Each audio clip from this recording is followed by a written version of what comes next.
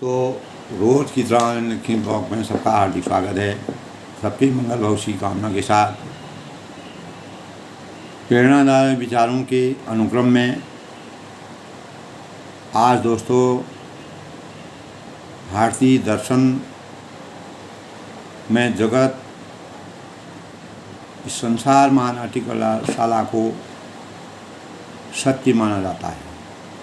हमारा दर्शन, हमारा इतिहास, हमारी रचनाएं, हमारा साहित्य, हमारे उपनिषद, हमारे वेद हमको इस बार की ओर बार बार अग्रसर करते हैं, हमारा ध्यान केंद्रित करते हैं कि भारतीय दर्शन में जगत का जो कल्पना है, जो जगत का पूरा विस्तार है, वह जो है सत्य माना जाता है। क्योंकि रामचरितमानस में भी कहा है गया दोस्तों, निज प्रभुमय देखहीं जगत के सन करहीं विरोध। निज प्रभुमय देखहीं जगत के सन करहीं विरोध। शिव जी कहते हैं कि जो राम चंद्र जी के चरणों के प्रिय हैं, इस संसार में जो भी मर्यादा पुरुषोत्तम भगवान राम जी के चरणों के प्रिय हैं,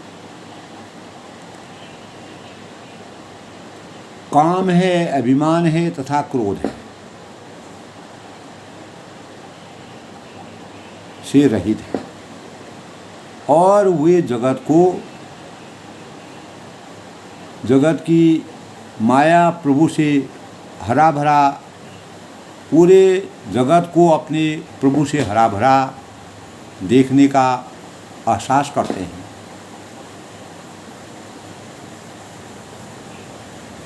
तो उनके लिए उनके अंतःकरण में बैर के भाव कभी नहीं रह सकते। इसीलिए दोस्तों भारतीय दर्शन में जगत सत्य माना गया है, क्योंकि जगत ब्रह्म की अभिव्यक्ति है। और बृहद आरण्यक उपनिषद में दोस्तों में कहा गया है कि ब्रह्म जगत की रचना करता है। ब्रह्मा विष्णु महेश जब सृष्टि की रचना हुई थी, तब ब्रह्मा ने जगत की संरचना की और विष्णु ने जगत का पालन किया और शिव जी ने जगत का विनाश किया। तो उसी ब्रह्म जगत की रचना करता है और उसी में प्रविष्ट हो जाता है। तो दोस्तों जहाँ हम एक और पूरी सृष्टि का संचार करते हैं, कभी न कभी सृष्टि का विनाश भी होना संभव है। तो उपनिषद में दोस्तों कई जगहों पर, कई स्थानों पर ब्रह्म द्वारा जगत के विकास की धारणा स्वीकार की गई है, उसका अनुपालन किया गया है। और विकास का क्रम यह है कि सर्वप्रथम ब्रह्म के आकाश का विकास होता है। तो दोस्तों आकाश से वायु और वायु से अग्नि का विकास होता है, ये सब जानते हैं। तो उपनिषद में जगत के 5 तत्वों का उल्लेख किया गया है। अगर हम उपनिषदों का विधि विधान के साथ अगर उनका अनुसरण करें, उनको पढ़ें, तो उपनिषदों में जगत के 5 तत्वों का उल्लेख प्रायः मिलता है दोस्तों, जिसे पंचकोश कहा जाता है। यही पंचकोश कहा जाता है। और अन्नमय यही होते हैं दोस्तों। एक तो अन्नमय है, प्राणमय है, मनोमय है और विज्ञानमय है। यानी और आनंदमय कोश को ही पंचकोश कहा जाता है। अन्नमय, प्राणमय, मनोमय, विज्ञानमय और आनंदमय को ही पंचकोश कहा जाता है। तो इस संसार के जितने भी भौतिक पदार्थ हैं, अन्नमय कोश में के अंतर्गत आते हैं। जो भी भौतिक आशुकताएँ, हमारी महत्वाकांक्षा की आशुकताएँ होती हैं, हमें अनेक चीज़ों की महत्वाकांक्षा होती है, अभिलाषा होती है, इच्छाएं हमारी दिन पर दिन बढ़ती जाती हैं, इच्छाएं अनंत होती हैं, उनका कोई पार नहीं है। तो भौतिक पदार्थ तो हमारी जो जगत के भौतिक पदार्थ अन्नमय कोश के अंतर्गत आते हैं, जिसको हम भंडारण करना चाहते हैं। और पौधे जो हैं दोस्तों वह प्राणमय कोश कहलाते हैं।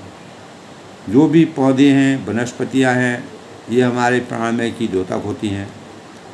पशु पक्षी हैं, प्राणी हैं, मनुष्य पर जो आश्रित होते हैं, मनुष्य जिन पर आश्रित होता है, तो वह मनोमय कोश कहे जाते हैं। तो दोस्तों मनुष्य विज्ञानमय कोश है और मनुष्य जो है वह विज्ञानमय कोश माना गया, क्योंकि मनुष्य ही नई अवधारणाओं को पैदा करने की अंतर चेतना जो है मानव के अंदर है, तथा विश्व का जो वास्तविक स्वरूप है, पूरे ब्रह्मांड का जो वास्तविक स्वरूप है, वही आनंदमय कोश कहा जाता है। उसी से हमको आनंद की अनुभूति होती है। तो दोस्तों हमारे भारतीय दर्शन में, हमारे इतिहास में, हमारे मनोवैज्ञानिक भावों में, मनोवैज्ञानिक स्तर में उपनिषद दर्शन की जगत संबंधी धारणाओं को अगर हम उनको देखते हैं, उनका अवलोकन करते हैं, के पश्चात यदि सांख्य दर्शन के संदर्भ में दृष्टिपात अगर हम उसको नज़र देखते हैं उसको, तो यह दर्शन मानता है कि स्वतंत्र प्रकृति की जगत का कारण है। इस स्वतंत्र प्रकृति में विचरण करने वाला जो मनुष्य है, वही पूरी सृष्टि का जगत का कारण है। यानी अद्वैतवाद में मिथ्या जगत की व्याख्या करने के लिए ये उपनिषदों का विधान है दोस्तों, माया की कल्पना की गई। अनेक प्रकार की माया मोह के वशीभूत होकर के अपने जीवनचर्या को चलाते हैं, उसकी कल्पना करना भी निराश आवश्यकी है, क्योंकि जीवन के भरण पोषण के लिए हर प्रकार की क्रिया को करना, एक दूसरे से जुड़े रहना, यह भी मानव जीवन के लिए आवश्यकी है। क्योंकि सृष्टि की रचना को बताए रखने के लिए हमें अनेक प्रकार के भावों से जूझते हुए आगे बढ़ना पड़ता है। तो दोस्तों जितने भी वैष्णवों ने विश्व का निर्माण ब्रह्म और उसकी शक्ति माया द्वारा माना है,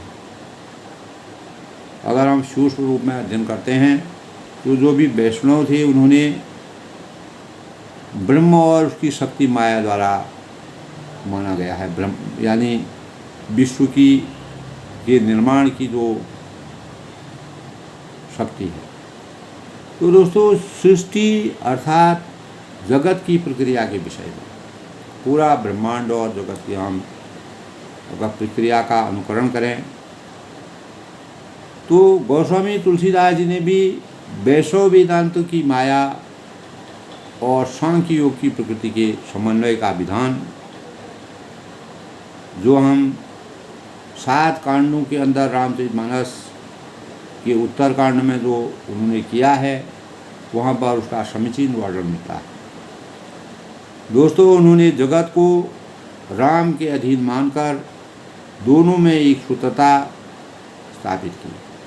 कैसे मर्यादा पुरुषोत्तम भगवान राम जी के आदि मनुष्य से मनुष्य को जोड़ा, 14 साल के वनवास के दौरान उन्हें किस प्रकार के कार्य किए, उन भावों को तुलसीदास ने पूरा समीचीन करके, पूरा एकत्रित करके, इस प्रकार तुलसीदास और रामचरित में प्रकृति और परिणामवाद को जिस प्रकार से समेटा हुआ है तथा ईश्वर परिणामवाद की प्रतिष्ठा की, ईश्वर को साक्षात रूप में देखते हुए परिणामवाद की विवेचना की। तो दोस्तों महाकवि गोस्वामी तुलसीदास जी ने रामचरितमानस में जगत के व्यापक रूप का जो विवेचन किया है, हम रामचरितमानस पढ़ते हैं, अनेक प्रसंग हम पढ़ते हैं, अनेक सातों कांडों में अलग अलग दोहे हैं, श्लोक हैं, छंद है, चौपाइयाँ हैं।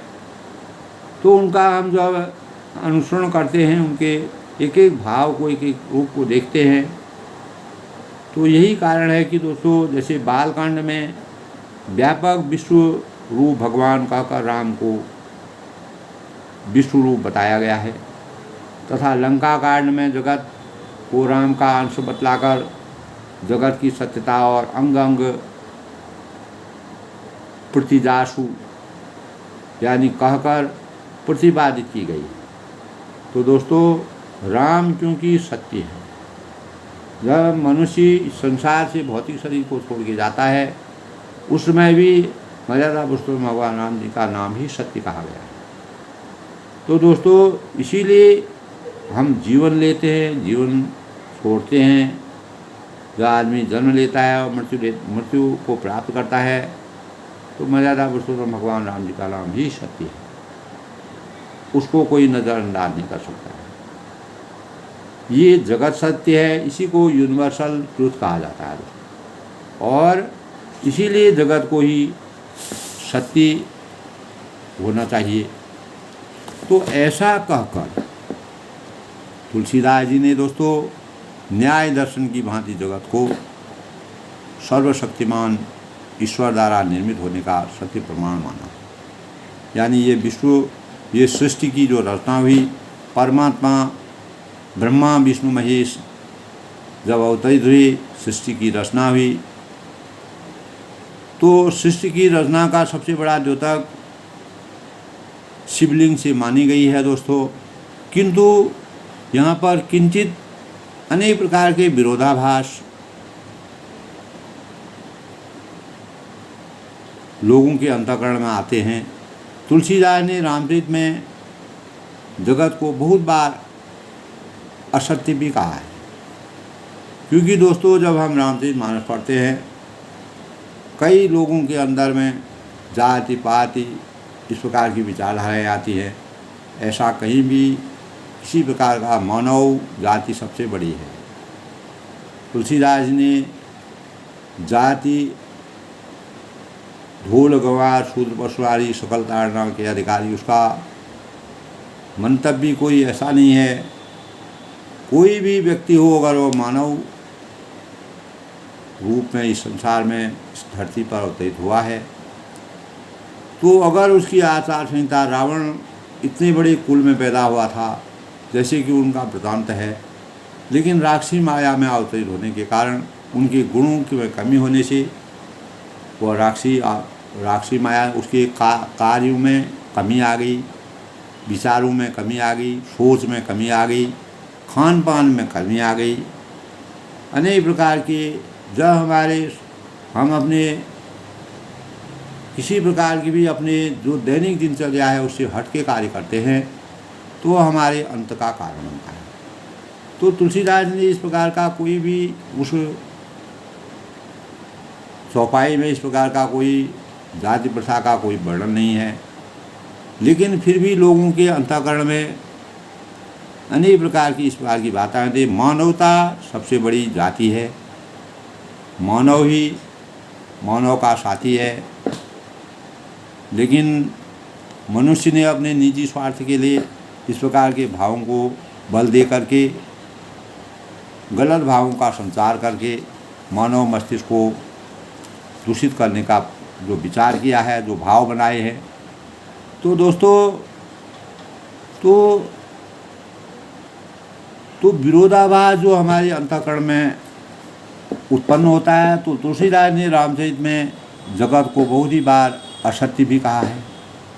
और जिस प्रकार जागृत अवस्था में स्वप्न मिथ्या सिद्ध होता है, यानी हम अब पहले स्वप्न देखते हैं, उसको जब हम जागृत हो जाते हैं, चेतना हमको आ जाती है, तो वह स्वप्न हमारा बेकार हो जाता है। हम अनेक प्रकार के शुभ और अशुभ दोनों प्रकार के स्वप्नों को देखते हैं, डरावने भी दिखते हैं। तो उसी प्रकार तुरीय अवस्था में जागृत अवस्था की मिथ्या सिद्ध हो जाती है। यानी जिस प्रकार जगत मिथ्या होते हुए भी इस तरह, यानी इस प्रकार से अपने अंतःकरण में सोचता है, जिस प्रकार शीप में चांदी और सूर्य की किरणों में प्रतीति होती है। तो यदि यह प्रतीति दोनों कालों में झूठी है, तो इस प्रकार जगत की असत्य जो धारणा तुलसी ने रजत शीप महजासु जिमी तथा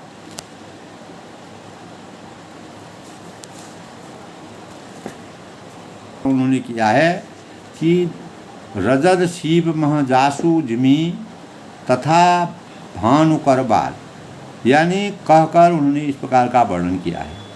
तो रामचरितमानस में दोस्तों जगत को कहीं सत्य कहा गया है तो कहीं असत्य कहा गया है, और अंतर विरोध इसलिए हमको दिखाई देता है कि जब जीव में ज्ञान का उदय होता है, कोई भी प्राणी है उसमें ज्ञान का उदय होता है, तो जब उसे स्वयं को जगत के तथा राम के यथार्थ स्वरूप का ज्ञान होता है, जब हम रामचरितमानस का एक एक पद है, दोहा है, श्लोक है, छंद है, चौपाई है, उसका गूढ़ता से उसका रहस्य पढ़ते हैं, तो जगत जीवन को सत्य लगने लगता है। इस सत्य को रामचरितमानस में निज प्रभुमय देखहि जगत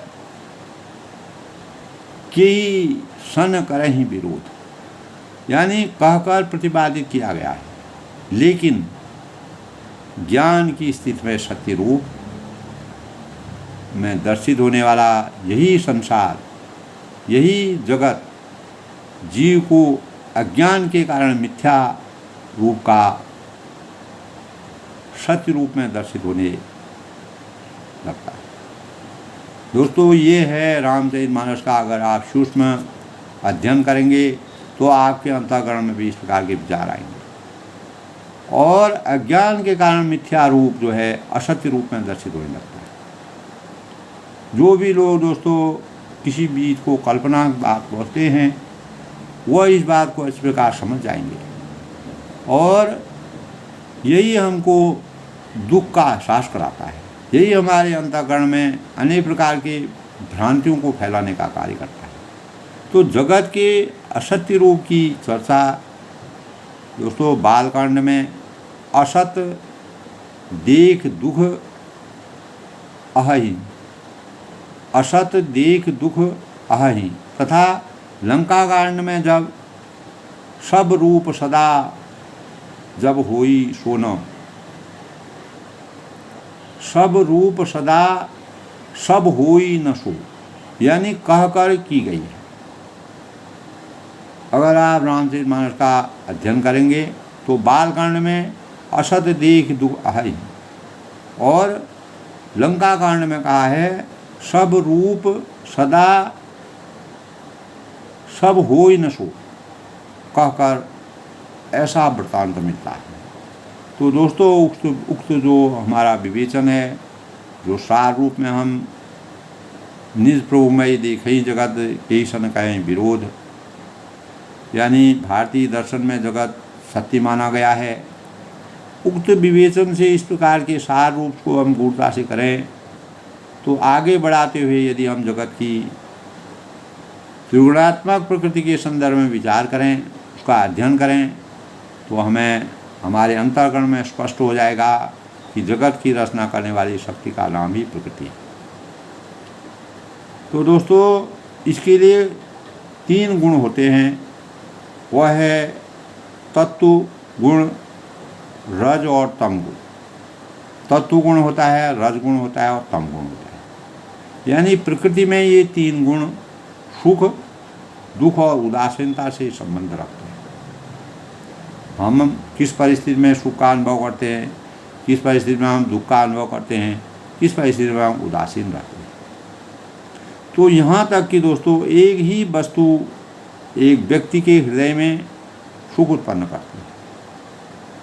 एक ही वस्तु है, किसी को अंतरात्मा की संतुष्टि होती है उस वस्तु से, और दूसरे को वह उसके हृदय में दुख का कारण बनती है। ये विरोधाभास हमारे अंतःकरण में आता है। जो मेरे को अच्छी लग रही है दूसरे को वह दुख का कारण बन रही है, जो मुझे सुखद अनुभव कर रहा है वह दूसरे को दुखद लग रहा है। तो दोस्तों, तो हृदय में इस प्रकार का दुख का अनुभव तो दूसरे के हृदय में वो दुख का कारण बन जाती है, तथा तीसरे के हृदय में वह उदासीनता का कारण बन जाती है, वह परेशान हो जाता है।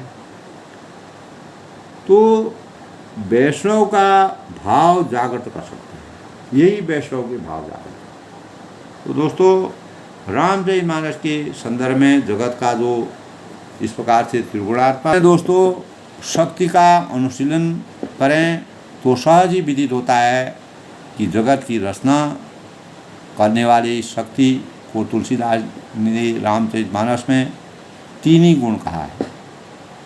यानी यहाँ से सांख्य दर्शन का सृष्टि क्रम तुलसीदास को मान्य होता है, और अनीश्वरवादी जो हैं दर्शनों में प्रकृति, गुण, काल, धर्म, कर्म और स्वभाव स्वतंत्र माने जाते हैं। तो रामचरितमानस में दोस्तों, रामचरितमानस के अनुसार प्रकृति के ये तत्व राजस, तामस गुण सृष्टि के पूर्व साम्य अवस्था में विद्यमान माने जाते हैं, विद्यमान रहते हैं। तो राम की प्रेरणा से जीवों के कल्याण के लिए इसमें क्षोभ उत्पन्न होता है, और उसके बाद जगत निर्माण की प्रक्रिया प्रारंभ होती है। रामचरितमानस में तुलसी ने वर्णित किया है कि प्रकृति में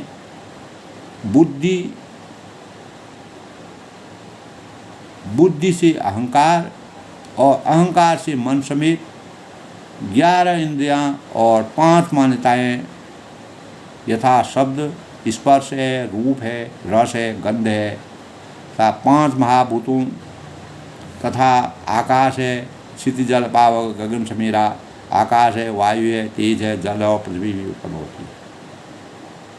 तो दोस्तों, जगत की जो ये त्रिगुणात्मक प्रकृति से संबंधित अहंकार है, बुद्धि है, मन है और चित्त राम से संबंधित है, मर्यादा पुरुषोत्तम राम से संबंधित। अगर हम रामचरितमानस का अगर वास्तविक अध्ययन करें, सभी चीज़ों का भाव मर्यादा पुरुषोत्तम रामचंद्र में समाहित है। तो दोस्तों, जिसे अहंकार, शिव बुद्धि, अज मन ऐसी चित महान, यानी अहंकार, शिव बुद्धि, अज मन शशि चित महान, यानी तुलसी ऐसा कहकर तुलसीदास जी ने जो हमारा लास्ट अंतिम कांड उत्तरकांड है में प्रतिपादित किया है कि वेदों के अनुसार, हमारे नीति और वेदों के अनुसार अनगिनत लोक राम में ही स्थित है। अधिकतर लोग जो है राम में ही स्थित हैं, जिसे लोग कल्पना वेद कहकर अंग अंग प्रति जासु कहकर सिद्ध किया करते हैं, और राम के द्वारा ही, मर्यादा पुरुषोत्तम रामचंद्र के द्वारा ही रात और दिन का होना संभव हुआ है। 10 दिशाएं कान हैं, वायु सांस है, वेद जिनकी वाणी है, और यथा निशि और दिवस निमेष अपारा,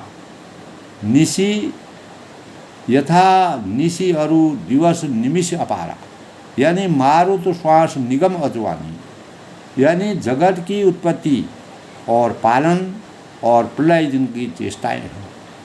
ब्रह्मा विष्णु महेश ने जिस प्रकार से जगत का रचना की, पालन किया और संहार किया, उसके स्वामी जो है परम मर्यादा पुरुषोत्तम भगवान रामचंद्र जी है। यथा उत्पत्ति पालन प्रलय मसीहा,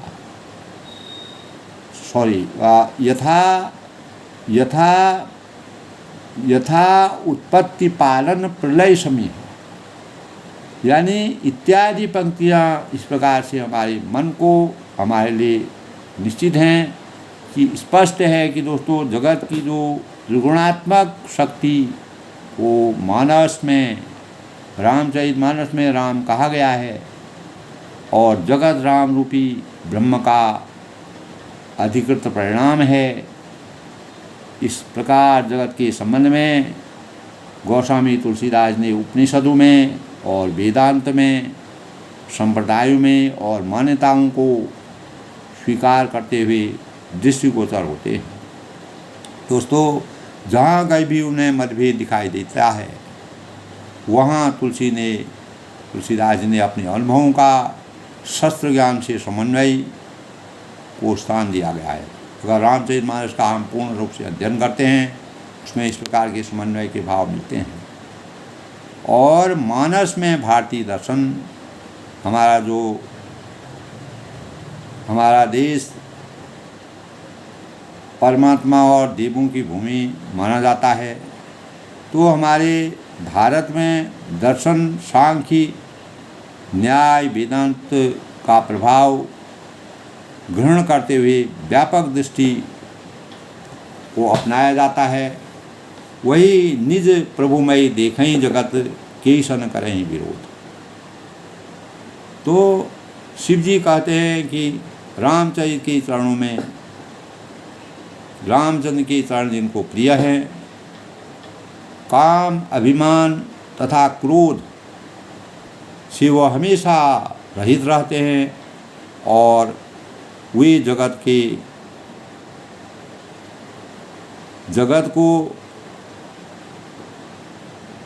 में रामचंद्र के स्वरूप को से पूरे संसार को हरा भरा वसुदेव कुटुंबकम की कल्पना करते हैं और देखते हैं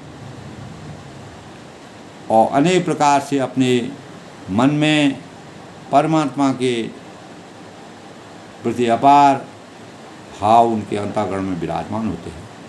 तो दोस्तों, भारतीय दर्शन में जगत सत्य माना गया है।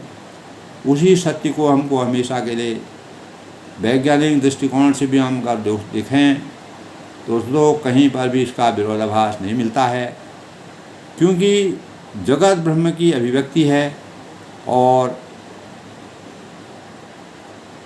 ब्रह्म जगत की रचना करता है।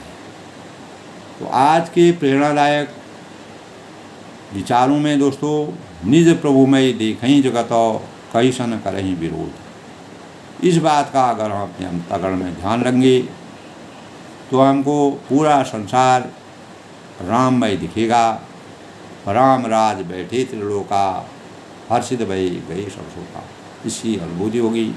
किसी प्रकार की कल्पना की बात हमारे अंतःकरण में नहीं रहेगी और हम सच्चे भावों से अपने जीवन को इस सृष्टि में मानवता के भावों का संचार करके पूरी सृष्टि में सुंदर भावों का प्रचार प्रसार करेंगे। यही हमारे जीवन को चरितार्थ करने का सबसे बड़ा मार्ग है। इन्हीं भावों को हमको अपना करके अपने जीवन को चरितार्थ करना चाहिए। अपने जीवन को विकास के पथ पर अग्रसित करके नई पीढ़ी को नए पीढ़ियों में नए भावों के संचार के साथ नवोन्मेष भारत की कल्पना करने के भाव बनाने चाहिए। यही मर्यादा पुरुषोत्तम भगवान राम जी का आदर्श है, यही उनका संकेत है। इसी अनुरूप दोस्तों, आनंद लिखनी ब्लॉग में सबका हार्दिक स्वागत है। मैं सबके मंगल भव की कामना के साथ अपनी वाणी को विराम देता हूँ। तो सबको नमस्कार।